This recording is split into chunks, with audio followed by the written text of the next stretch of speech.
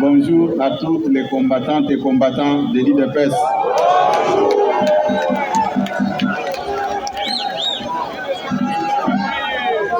Avant de commencer notre communication de ce jour, je vous prie de vous tenir debout en observant une minute de silence en mémoire de nos frères et sœurs de l'Est.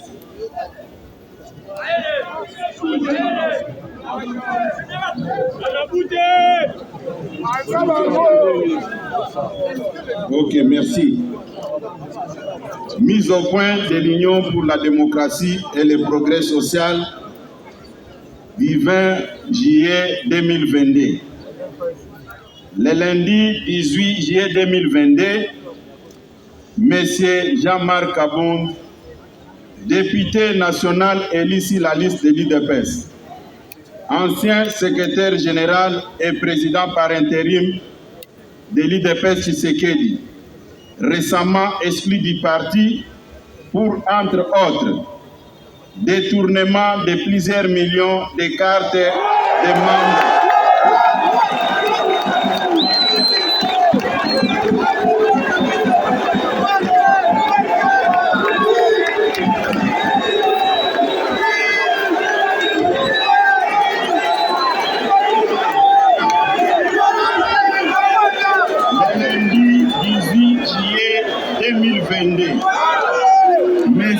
Jean-Marc Abound, député national, élu sur la liste de l'IDPS, ancien secrétaire général et président par intérim de l'IDPS Tshisekedi, récemment exclu du parti pour, entre autres, détournement de plusieurs millions de dollars de membres et de cotisations. Agression d'un élément de la garde républicaine, ainsi que monnayage et honteux des postes de responsabilité destinés à l'IDPS, s'est offert un moment en spectacle face à la presse. Au cours de celui-ci, il a débité en chapelet des contre-vérités dans le but inavoué de nuire à la personne de son Excellence, M. Félix Tshisekedi, président de la République démocratique du Congo et chef de l'État. Comme tout le monde peut s'en rendre compte aujourd'hui, ce coup médiatique a été un non-événement qui ne mérite pas d'accaparer l'attention du public. Ça a été un coup de pétard mouillé et une nuée de fumée déjà engloutie dans l'atmosphère.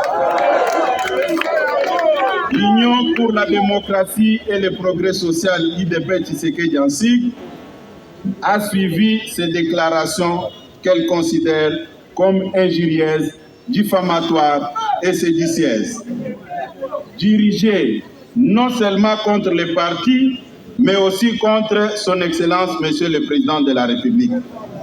En effet, plutôt que de dire à l'opinion les raisons profondes qui ont conduit à son exclusion de l'IDPS, M.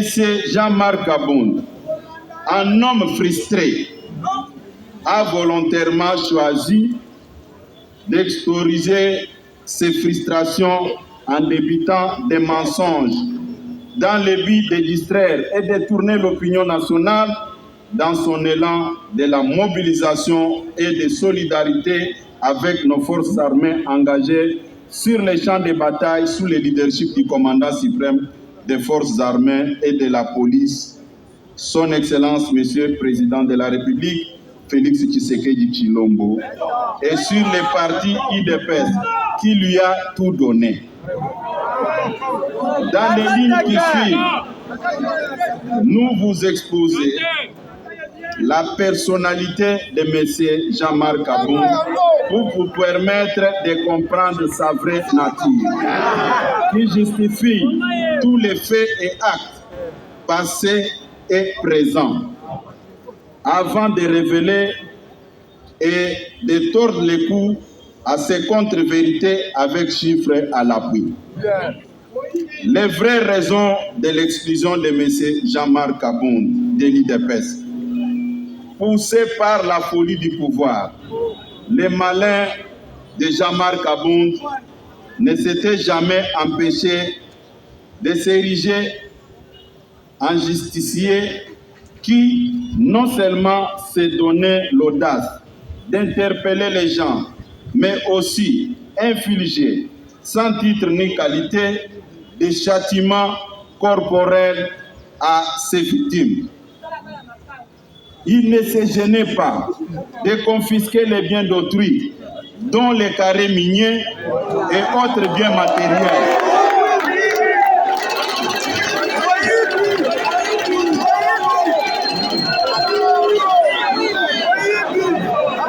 Il ne se gênait pas de confisquer les biens d'autrui, dont les carrés miniers et d'autres biens matériels.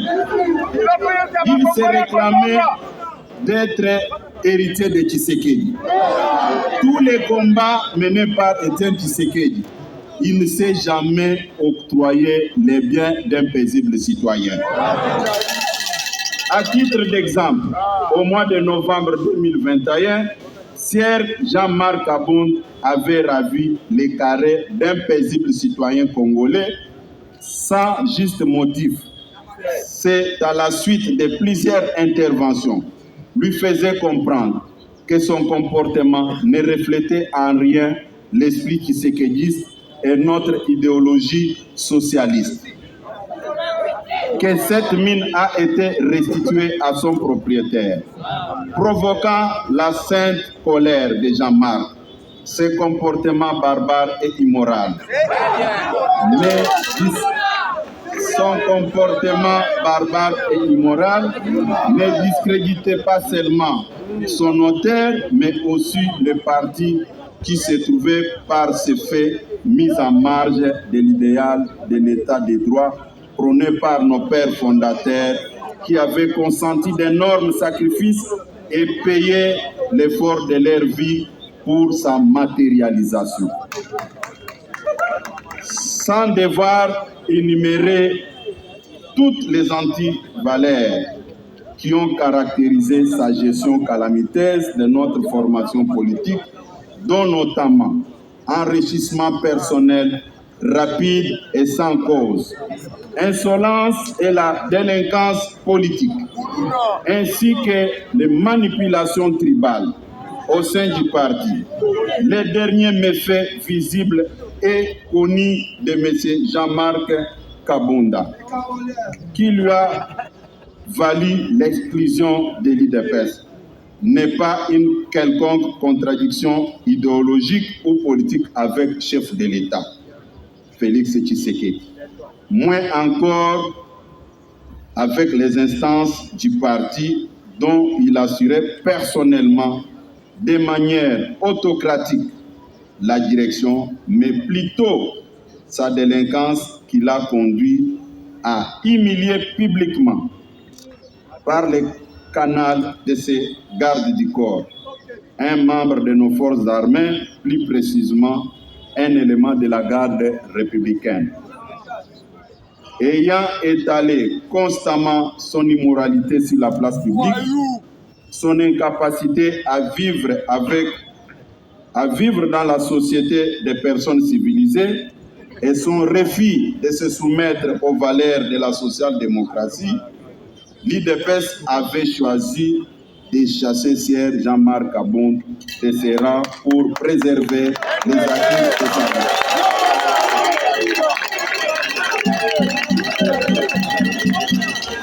Les contre-vérités de M. Jean-Marc Kabound sur les prétendus stagiaires et jusseurs qui seraient au sommet de l'État. Venu à la tête du parti dans les conditions que tout le monde connaît et sur lesquelles je reviendrai brièvement ici. Jean-Marc Kabound n'avait assumé aucune fonction publique dans sa vie. Il s'est tout de suite retrouvé vice-président de l'Assemblée nationale. Il a été seul à la sélection, ou bien il a été seul à sélectionner les 90% des collaborateurs actuels du chef de l'État et la totalité des membres du parti au gouvernement.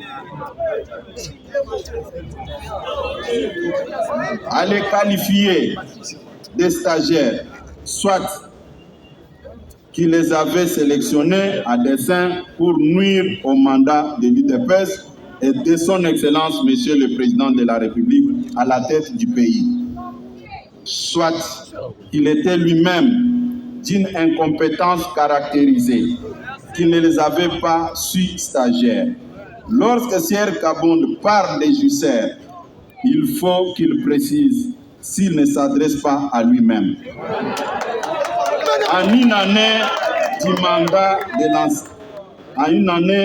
du mandat à l'Assemblée nationale, il construit une école d'une valeur de $350,000, soit équivalent de $30,000 américains mensuels. Alors que 2 ans avant,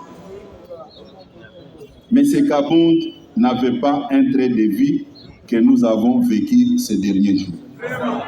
Sur la gestion de la guerre, à cette période où le pays fait face à une agression rwandaise, en même temps que la nation se mobilise autour du chef de l'État pour soutenir nos forces d'armée, l'UDPS est surprise par les déclarations tapageuses et irresponsables débutées par Sier Jean-Marc Kabound, affirmant sans preuve que le régime Tshisekedi n'a rien investi dans l'armée. Par ces déclarations, M. Jean-Marc Kabound a montré clairement son acquaintance avec les ennemis de la République et devrait désormais être traité des traîtres de la nation. Car, plus que jamais, notre armée n'a jamais occupé les centres de préoccupation de nos dirigeants plus que maintenant. Les militaires sont recrutés, formés, équipés. Des efforts visibles sont consentis pour améliorer leurs conditions de vie. J'en passe. Sur les prétendues faible mobilisation des recettes. En ce qui concerne les finances publiques, depuis 2019, le budget de l'État a subi chaque année de fortes mutations en termes d'amélioration des performances dans le recouvrement des recettes publiques et dans les dépenses sociales. De 3 milliards de dollars du niveau de réalisation des assignations budgétaires avant 2019, soit la moyenne de 40%. Le budget de l'État est en train d'essayer autour de 10 milliards de dollars, soit plus de 3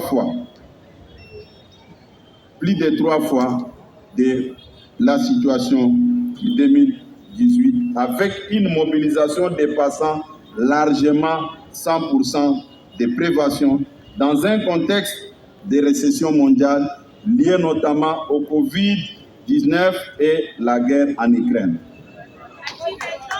Le stock des réserves d'échange international est en fort d'accroissement de 800 millions en 2018. Elle se situe au-delà 4 milliards en mai 2022. Une réalisation jamais atteinte dans l'histoire de notre pays. Et je me pose la question. M. Jean-Marc Kabound avait mené des enquêtes comme député ou bien on lui avait écrit des choses sur papier pour qu'il s'adresse à la presse tout simplement. Le marché d'échange est resté relativement stable depuis fin 2020 jusqu'à ce jour. Tout cela est incontestablement une expression des effets de la bonne gouvernance induite par la qualité du leadership du président de la République, son Excellence Félix Tshisekedi. Reste tout de même invisible aux yeux de M. Kabound. C'est pitoyable. À vous de juger si pareille performance peut être l'œuvre d'un stagiaire au sommet de l'État. 2. Sur la prétendue intention de tricher aux élections de 2023 et tentative de mettre en péril la périodicité du cycle électoral. À une année de la convocation du corps électoral, la Commission nationale électorale indépendante, difficilement mise en place, accusée à son installation 28 mois de retard. À ce jour, grâce à la détermination de son Excellence Félix Tshisekedi, ce retard a été comprimé, de sorte que, aujourd'hui que je parle, une seule opération préélectorale nous sépare de la tenue effective du scrutin. C'est l'actualisation du fichier électoral. Les appels d'offres ont été lancés tant sur l'équipement en machine que sur les recrutements de personnel. De quoi un homme sérieux, expérimenté, comme il prétend être, peut déduire à ce jour pareille tentative. Et sur la prétendue gestion calamiteuse de la gratuité de l'enseignement dans notre pays. La gratuité de l'enseignement est inscrite dans notre Constitution, adoptée par notre peuple le 18 février 2006 et n'a jamais été intégralement appliquée dans notre pays.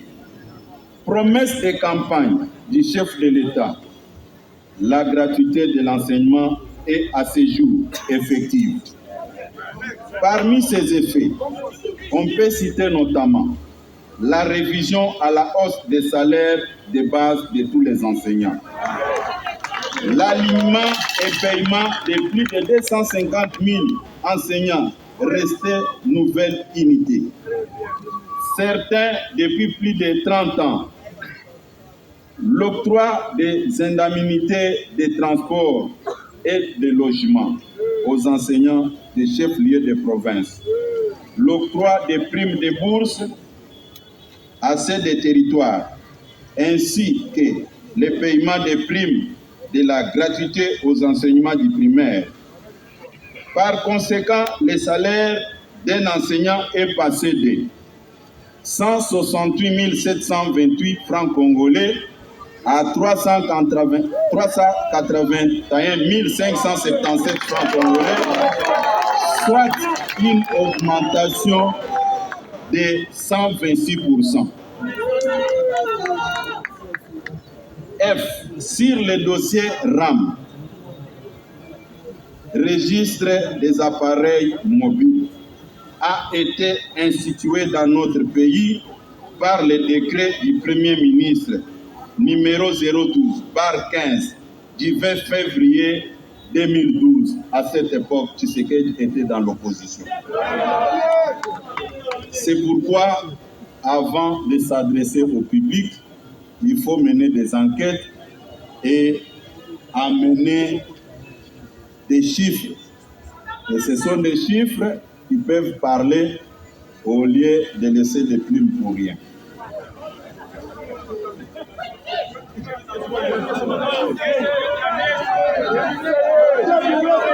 Mais le plus grave que ce monsieur de Jean-Marc, comme député, alors à l'époque deuxième personnalité de l'Assemblée nationale, n'a pas touché d'un seul coup lors des discussions de ce dossier à l'Assemblée nationale. Il a entendu son éviction pour venir se déballer par une sorte de règlement des comptes. L'on peut comprendre en quoi les mensonges restent intimement liés aux jeunes même de Jean-Marc Kabound, qui, à son temps, a dû mentir sur ses origines pour gagner la confiance du fait docteur Étienne Tshisekedi. Pour un petit rappel, le monsieur, quand il est arrivé ici, il s'est fait passer pour un Katangé Karundé au moment où il était originaire des territoires de Luisa. Le deuxième élément, les fils de son état, il avait menti encore qu'il était licencié en relations internationales.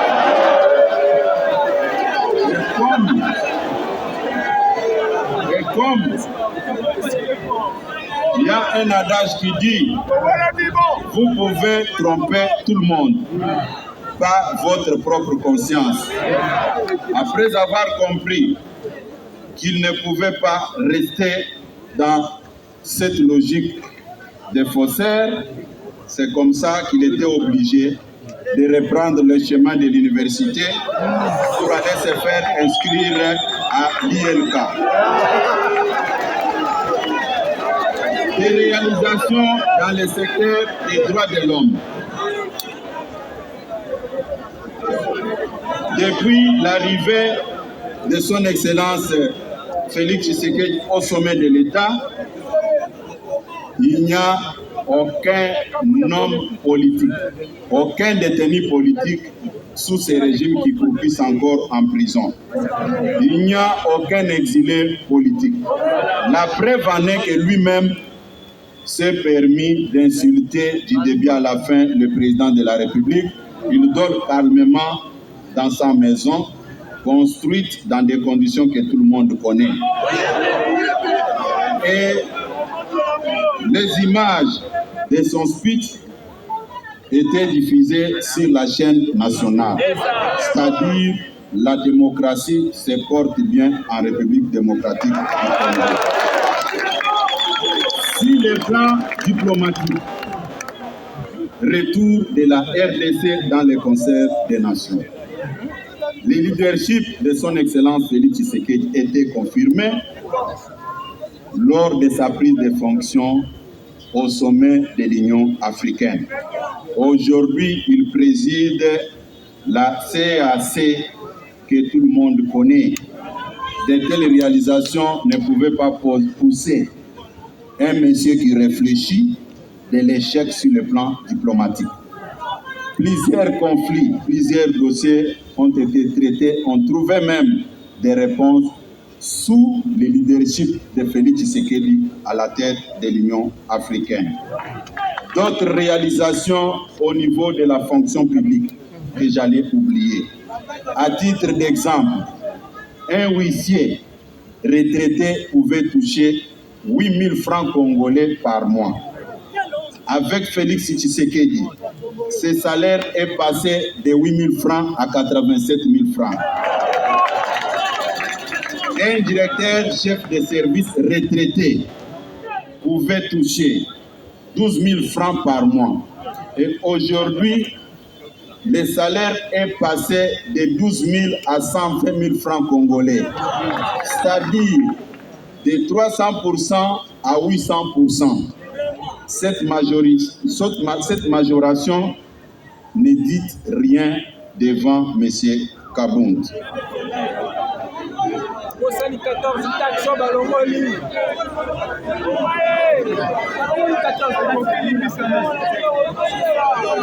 Comportement de M. Kabound avec ses voisins.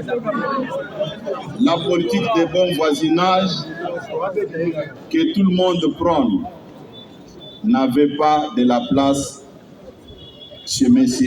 Jean-Marc Kabound. Vous de la presse, vous pouvez descendre à Kingabwa. Comment expliquer un président par intérim d'un parti au pouvoir pouvait se donner le luxe d'autoriser, d'envoyer ses gardes du corps aller trouer les pneus de ses voisins en face de sa résidence? Et ça, c'est la démocratie et l'état de droit. Comment expliquer un président d'un parti au pouvoir pouvait se donner le luxe d'aller confisquer la sonorisation en pleine prière dans une église à côté de sa parcelle. Et un monsieur pareil aujourd'hui se donne le luxe de nous donner des leçons de morale. Moi personnellement, si j'étais à sa place, j'allais me taire. Et quand il s'est comporté de cette manière, j'avais dit merci Seigneur. Parce que j'avais déjà prédit, j'avais dit à quiconque que vous allez voir sa première sortie médiatique, ça sera un fiasco. Et tout le monde l'a vécu. Et certaines personnes, pour justifier tous ces comportements insensés, immoraux, on imputait ça sur les dos du secrétaire général. Comme quoi, c'est lui qui induisait ces derniers à commettre les fautes. Et je reviens vers mes accusateurs. Il s'est comporté de la manière que tout le monde a déploré. Est-ce qu'il est encore avec le secrétaire général? En ce qui concerne la gestion du parti, j'étais personnellement choqué. Tout le monde sait que pour nommer les comités fédéraux, c'est le secrétaire général qui propose. Mais je prends à témoin les responsables des départements qui sont assis derrière moi, tous les comités fédéraux que vous avez vus dans les réseaux sociaux.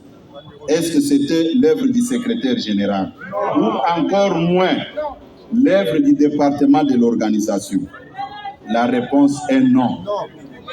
C'est la raison pour laquelle vous allez constater dans les nominations, il y avait des policiers, des militaires, des morts, les gens d'autres formations politiques. Et aujourd'hui, chercher à s'en prendre au chef de l'État parce que le parti vous a mis à l'écart, c'est de la malhonnêteté. La frustration de M. Kabound dans sa mégestion. Comment expliquer il pouvait se permettre d'aller proposer au chef de l'État des mises en place dans l'armée, dans la police et dans le service de sécurité au moment où il n'avait pas qualité. Et il sait que le chef de l'État lui avait retourné avec ses propositions. Et je peux vous dire, c'est parmi les éléments qui avaient créé des frustrations. Moi, je vous dis ici, il va suivre cette mise au point. Il y a des gens qu'il a recrutés qui ne connaissent absolument rien. Au moment où il avait quitté le parti, il pouvait se concentrer à créer son parti sans faire le bruit. Mais il a perdu 6 mois. Rien que mettre une armée numérique en place pour s'en prendre au secrétaire général, croyant que ça pouvait déstabiliser l'IDPS. Et c'était une peine perdue quand il s'est rendu compte que cette démarche ne pouvait rien apporter. C'est comme ça qu'il s'est précipité, sachant qu'il n'a pas une base électorale. S'il y a élection aujourd'hui, il ne sera pas en mesure d'aligner les candidats. Il ne sera pas en mesure d'aligner les candidats à tous les niveaux. C'est comme ça qu'il a créé cette diversion en trompant l'opinion que le chef de l'État était en train de préparer une tricherie. J'étais avec lui dans tous les rendez-vous avec le chef de l'État. Je sais ce que je parle. Ce n'est pas pour rien que vous m'aviez vu ici initier des consultations avant de mise en place dans des entreprises publiques. Et ce qu'il a dit, personnellement, je suis au regret. Depuis qu'il avait quitté le parti, je disais à tout un chacun, calmez-vous, ça ne sert à rien de revenir sur le passé. Mais comme il a osé ouvrir ces chapitres, je me vois dans l'obligation de restituer la vérité à notre base.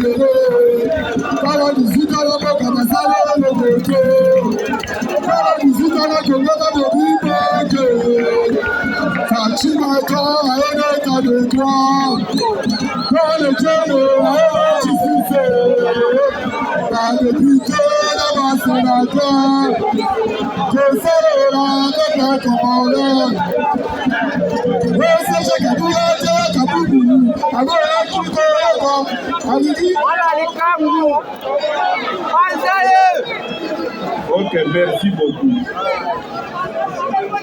Je voulais apporter encore une précision.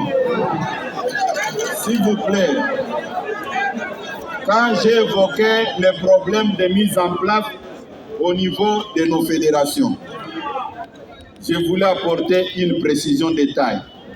Ce n'est pas que le secrétaire général et le département de l'organisation n'avaient rien fait. On avait mis toutes nos énergies en place pour les comités fédéraux à sa signature. Malheureusement, après avoir terminé le travail, vous pouvez vérifier l'information. Il nous a manqué du respect. Il a pris ce travail, il l'a mis dans son tiroir, il a convoqué son petit staff pour faire le travail que nous on avait fait pendant 1 mois et demi. Et quand les gens sont venus me voir, je leur ai dit ceci, laissez le temps au temps. Nous allons marcher avec ce que lui va nous proposer. Et c'est connu de tout le monde.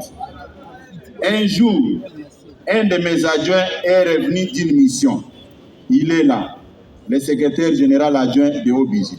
Il m'a fait un rapport que moi-même, je n'ai pas voulu approuver pour sauvegarder son image. Ce n'est pas que j'avais peur, mais je voulais sauvegarder la stabilité et l'unité au sein du parti. Malheureusement, notre gentillesse lui a crié, c'était un signe de faiblesse. Il y a beaucoup de choses que je vous promets ici devant la presse. Comme lui a choisi la voie de s'en prendre au chef de l'État, il faut que tout le monde le sache. Il faut que tout le monde le sache aujourd'hui. Une fois élu premier vice-président de l'Assemblée nationale, si nous pouvons faire les calculs, il ne mettait plus encore ses pieds ici pour diriger le parti. Il dirigeait le parti au téléphone. Il prenait des décisions au téléphone. C'est moi, votre humble serviteur, qui avait pris la charge de garder cette base qui est aujourd'hui devant nous. Et il pensait dresser la base contre les chefs de l'État. Lui réfléchissait et moi aussi je réfléchissais. Aujourd'hui, la base est restée derrière les chefs de l'État. À vous les amis de la presse, à vous les amis de la presse, M. Kabound a parlé des Jusser. Quand vous regardez ce qu'il était et ce qu'il est aujourd'hui. Qui est Jusser et qui n'est pas Jusser.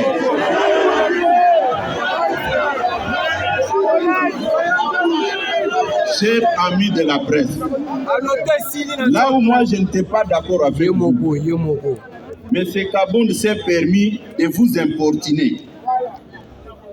Quand il a évoqué l'aspect des réalisations des recettes, mais il fallait qu'il vous présente des chiffres comme je l'ai fait maintenant. Il ne l'a pas fait et vous avez applaudi et vous êtes parti. À la prochaine occasion, il faut poser des questions. C'est la moindre des choses. Il y a certains compagnons d'élite qui ne voulaient pas que je puisse parler. Ils ont avancé des arguments. À ton rang de secrétaire général, tu ne peux pas répondre à Kabound. J'ai dit non. C'est comme aujourd'hui, quelqu'un vient attaquer votre papa, comme vous êtes habillé en tenue de couleur blanche, vous dites que non, je serai sali. Je dois d'abord défendre mon père et les habits, on verra après. Je vous promets aujourd'hui, chers amis de la presse, n'hésitez pas un seul instant. Chers amis de la presse, n'hésitez pas un seul instant. N'hésitez pas un seul instant de venir vers moi si vous avez une quelconque préoccupation. Et vous êtes témoin. Depuis que M. Kabound était devenu premier vice-président de l'Assemblée nationale, il ne prenait aucun journaliste au téléphone. Est-ce que c'était une considération? Aujourd'hui, quand il s'est retrouvé dans cette position, il a fait appel à la presse. Ce qui n'est pas du tout correct.